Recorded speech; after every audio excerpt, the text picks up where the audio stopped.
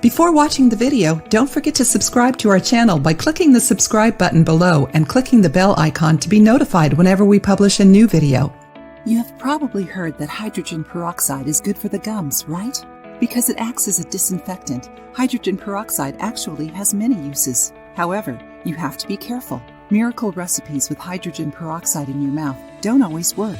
On the contrary, in many cases they can even be bad for your health. Therefore, it's important to always use the product with caution.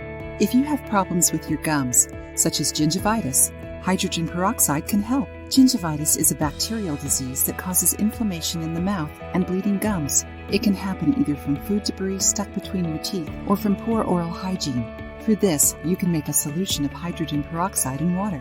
This mixture helps to eliminate the bacteria that causes gingivitis and relieves pain, redness, swelling, and bleeding gums. To prepare the mixture, you'll need 1/4 cup of 3% hydrogen peroxide, 1/2 cup of water.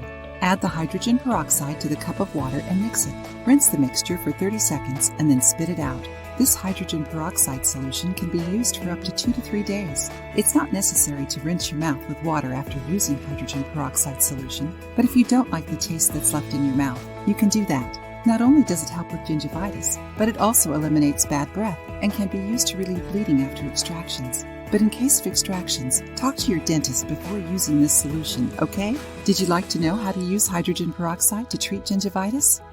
If you liked the video, give it a thumbs up and share it with your friends. For more recipes and tips, subscribe to the channel.